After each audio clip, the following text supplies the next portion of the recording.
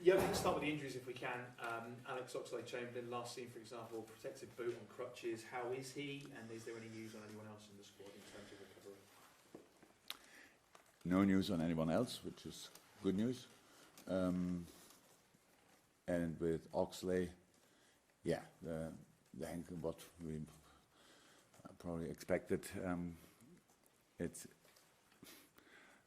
You have 3 ligaments on the outside of the ankle. One of them is damaged, and now we have to see how quick we can fix that. I don't know exactly. I had that injury as myself, but it's years ago, yeah, it can take a while or it can be quicker. We have to see, but no chance, of course, for Thursday. No chance. This year, Oxley will not play anymore. That's clear, and then we have to see how quick it can settle.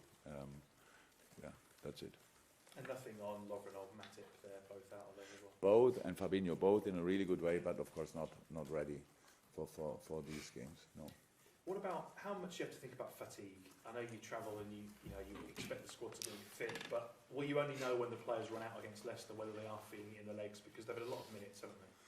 Look, the only real thing I can say, because if whatever I ask the players, we are all in a situation where everybody wants to be constantly fit, so I don't have to ask them, but I can only judge myself. The way to Qatar, sleeping-wise, was difficult to get used to for me.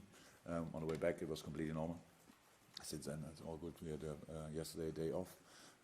I'm pretty sure the boys slept as much as they could, and they should be completely fine today. From that point of view, the way there was climate change, all that stuff that was really kind of intense, and we needed really days, maybe nearly the full week to get used to it.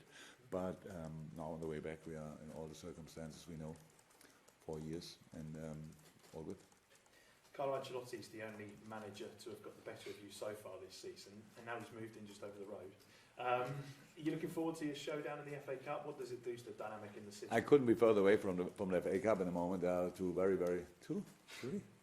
Oh my God, can't believe 3 very important games in between. So I cannot really think about that. I get it that Carlo yesterday had to speak already about it and about his record and stuff like this. All good.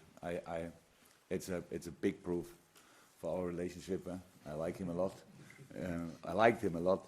No Christmas song. Look, it's difficult in this business to have friends. With Dave Wagner, I was friends before we became managers. All the others we meet from time to time, but with him the relationship was always kind of special. Yeah, so now we meet a couple of times during the year, more often than probably we are used to, but that's all. Yeah. I would love to say I wish him luck. Oh, it's Christmas, come on. I wish him luck. Yeah. Thank you. Very kind of you. Yeah. I don't know whether you look at the league tables or not, but obviously if you beat Leicester City, it would become 13 between them. So how do you stop the chat of people just assuming that it would be over by Christmas? Oh, if we win, you mean the chat if we win, or what? Or the chat already before your chat already? I can obviously not stop you. You know that. Yeah. So I will not, and I can't. That's how it is. It's people can still, in this part of the world, talk about what they want. So no problem with that. We will not be fussed by that. We are not in this situation where we are in because we thought things are over before they are over. We are not in the situation we are in because we didn't take each game we played so far 100% serious. Boys were always 100% focused, and that's what we will be at Leicester. And all the talks before, if we would do this or do this, what then happens are absolutely not important to us. They have absolutely no influence. We are pretty good in shutting the doors around us that we really don't. That's not interesting. It's normal in this business that you have to talk about these kind of things, but you don't have to think about it. And when you are involved, and we don't, we just play the next game, and then we have a couple of hours time to recover and play the next game. So there's no time for anything else. Coming towards the end of another year, but Jamie Vardy still scoring goals more than anybody in the Premier League over 2019. Loves scoring against Liverpool. as well. So if you can't stop the talking, can you stop Jamie Vardy? We will try. We will try. The only problem we have is it's not only Jamie. It's a massive threat, obviously. He's an exceptional striker, what can you say?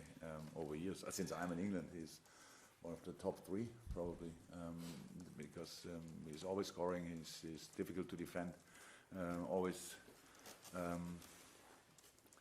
over shoulder, running in your back, playing with the offside line, really, really, really dangerous. So that's how it is. But in football, the only thing you can do is to avoid passes. Try to avoid as many passes as you can to him.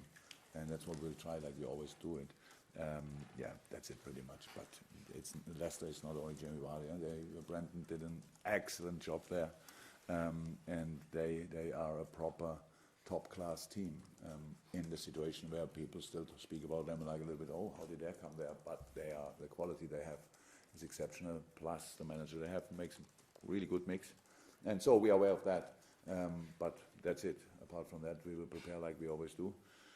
And at the end, so far they only played us once, and now we have to show that we can a few things from the first game at least again, because it was a good game. It was with a probably Leicester will see it with an unlucky end for them with the penalty, but the situations around the penalty and around the goals we scored and around the chances we had, where we played there really good football, and that's what we have to do again. Jürgen, Jordan Henderson's been saying that you maybe have changed a little bit in dealing with this time of year in terms of recovery and what else? Oh yeah, and giving people a rest. Has that been a conscious effort by yourself maybe this season, or has that been over a period of time since you've been here? Yeah. I had to learn it, of course. But I always were in close contact with the players and people who were here for longer. When I came in in October, I had no clue how it would feel to play over Christmas, to be honest. But the thing is, what I realized since I'm in, so my colleagues in Germany, they are now, or the players in Germany, when we come closer to the Christmas break, it's then always like, when you see the finishing line, you are already like, you're looking forward to it. So we don't have that. So we don't think about this, a completely normal season, a part of the season with too many games. But that's, we cannot change that. So what we have to make sure, and that's what we try, and that's what we try since I'm in, and what we do meanwhile, probably better, because we know more about it, is how we can respect the social things like Christmas, what we have to, because first and foremost we are human beings and have family at home and stuff like this. We try to do all the important stuff football-wise around. That's what we always did, and that's what we do this year. And apart from that, the boys need to be smart enough to do the right things as well, because what you all probably do at Christmas is for us not exactly the same what we should do. We still have to eat the right things, not the things where everybody else eats. And that's the only real difference. Apart from that, we prepare a football game, and the boys are focused enough to do that in the right way. Jürgen, Champions of the World has a lovely ring to it, and it's a great achievement. In some senses, though, in the Premier League, does it make Liverpool an even bigger scalp? And when managers and coaches are trying to draw extra percentages out of the players, the fact that you're up against the world champions, what an achievement it would be. Do you think it does? I think it would be a little bit disrespectful if we would look at other managers and other teams like that, because they are not like that. So we don't need this extra thing. Since I'm in Liverpool is all wherever we go, because a number of peoples we bring there, it's always a special game, because of the history we had. It's always a special game. The outstanding game of that was Newcastle last year, between the two Barcelona game, and it felt really, wow, what's going on here? What's exactly happened in the history between Newcastle and Liverpool that's so important to them? So that's actually the situation we face constantly. I'm not sure if we can even get or become a bigger scalp. I think the scalp we are is big enough since I'm here, at least, and probably it was always like this. So there will not be a difference. You cannot add in a meeting the achievements of the other team on and on and on, and then tell them, and now you can beat them. So you have to be careful. So it's just positive. It's just positive that we did it. We went there to achieve something special. We did that. It felt brilliant. We flew home, we had a proper sleep, and now we're here to play Leicester and to act like the World Cup winners. almost at the halfway point of the Premier League season, first versus second. I know you touched on it briefly before, but I think at the start of the season, Leicester weren't even the favourites to finish seventh, as far as the bookmakers were concerned. Have you been surprised by not just the progress that they've made, but the fact that their consistency levels are so good?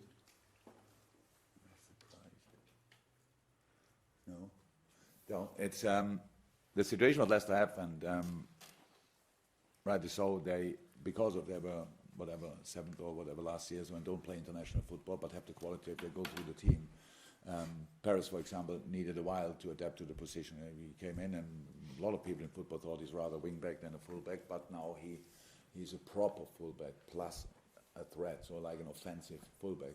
Ben Chilwell is since, what, I don't know, 3, 4, 5 years already in pretty much everybody's book. Fantastic player, is still a talent maybe, but was a big talent when he played for Huddersfield on loan, came back, had to fight for his place, did that. So Evans, can you have a more experienced centre-half, for example, like Kasper Schmeichel, and you have Sanucci, the Turkish guy I know from Freiburg, who needed time to settle. Super pairing, really highest quality pairing. Then you go through midfield and you have different options there, but it's just, it's highest quality with all the things, desire, hard players, like aggressive challengers, super footballers, the wings, quick, creative, going inside, you can go outside, all that stuff, and then you have Jamie Vardy on top of that, and Madison in between. So these kind of things that makes a top team. And if you look how often they had to change, they maybe changed from one game to the other, 1 or 2 positions, a little bit in midfield, pretty much, maybe the wings here or there.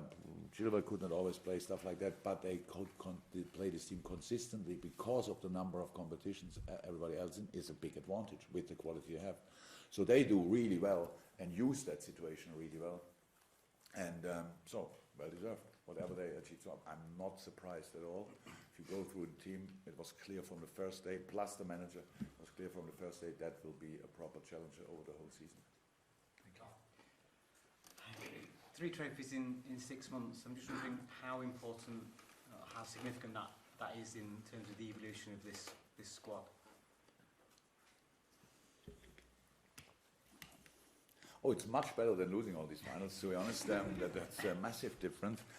You see that we develop in playing the finals. That's how it is, because you get used to the massive excitement around and still doing the right things in the right moments. So you mature over the time when you are involved in finals, for sure.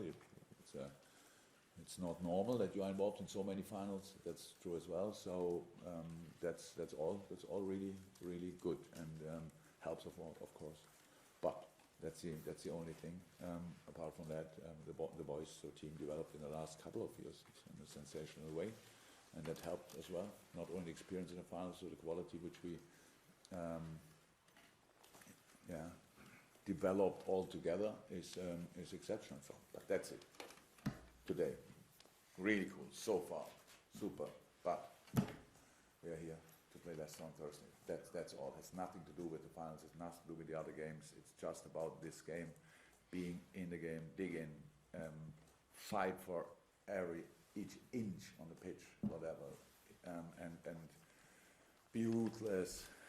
Be ready to. We want to run. We don't want to come in a situation where we have to run. All these kind of little differences. That's what we are, and that's what we have to show. A significant factor has been that you've had these injuries and you've overcome them. And it's not been noticeable that you've had injuries, and every player who's come in has sort of dropped in seamlessly. And I'm just wondering about, we think about Joe Gomez, who looks like he's going to get a bit of a run in the side now with the centre back situation. How his progress has sort of stalled. Oh, look, it's about the quality of the boys, and it's about I think I said it before. You cannot play all the games. Some of them have, obviously, because of the position they are playing in. But you usually in a football team, you shouldn't play all the games. And if then centre half is a position where you can do it, because of they don't have the highest number of kilometers during the game. Let me say it like this, or should not have. Otherwise, it would be a really strange game. And the boys, it's the quality of the boys. We have only highest quality players. It's not the biggest group, it's a small group. We were getting smaller week by week pretty much, but so far we could deal with it. But how it's always said, to come through a season you need to be lucky in these moments, that you really can bring on a team which is able to win a game. You never get the guarantee, but you need to make it as probable as possible, and that's what we try to do. And now against Monterrey, we had now first time the situation that we had only one centre half left, and Hendo did an exceptional job there, or the whole team did that, and was interesting to watch, interesting to analyze. Couple of things, of course, didn't work out because of the patterns in the team, which were a few things we absolutely used to. They were not there, so we couldn't rely on it, but did in moments and all these things. But at the end, it's not about having always the perfect team on the pitch. It's about finding a solution to bring a team on the pitch and make it possible you can win the next game. To deal with your own situation is very important, very often. And so far we did it okay. But of course, how I said, we need luck with injuries and all that stuff. We were not really lucky so far, but so far we could find a solution. Hopefully, it stays like this. Just one more, if that's okay. Every single manager has a image of the perfect football or perfect performance. How close to your Liverpool team performing to your ideal football image?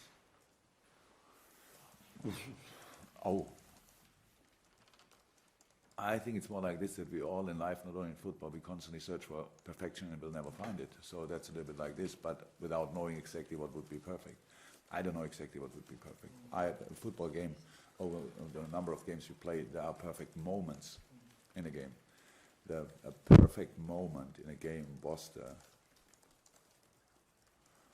I think it was the 2-0 against Manchester City. It's a perfect moment in a football game. It's a diagonal ball. I don't even know where the ball came from, but a diagonal ball from Trent Alexander-Arnold to Andy Robertson. And after 2 touches, he fires the ball back pretty much to the right side, and there's Mo Salah, and with his header after the ball drops on the ground, which is then not easy to judge. So that's a perfect moment in a football game, but we don't have them all the time. Our life is not only searching for perfection, our life is much more dealing with failure. That's what a football game is about, because you cannot play it perfect, or because it's pretty rare that you have perfect moments. You have constantly to deal with not perfect moments, and that's much more important. So I have no clue how a perfect game would look. I never saw it. I saw some glimpses of it, but that's it. So we are in a good moment, but that's because we have the points that we have. But yeah, we need to improve. We need to get better in moments. We need to deal with difficult situations, all that stuff. And if we can do that, it would be perfect, but not with a perfect game. But it's a really good team. So how Takumi can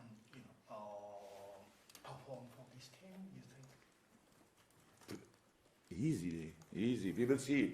So all the things we know about Takumi is that so many things fit very well to us. So it's football skills first and foremost, obviously, decision making in tight areas, his speed, his desire to win a ball back, to encounter press if you want. He's used to that because Salzburg has a similar philosophy than we have. That's all really good. But then we have to see how will Takumi adapt when he's then finally coming over and we are allowed to work with him. How can we put him in? But in the short term, but in the long term, there's no doubt about that he will help us. So that's clear, and so looking forward to work with him. But I said between now and Takumi's first real day at Melwood, there's still 3 games. So I have a little bit of time to think exactly about where he will fit in. Okay, so we've got to the embargo now. We'll just check a few questions.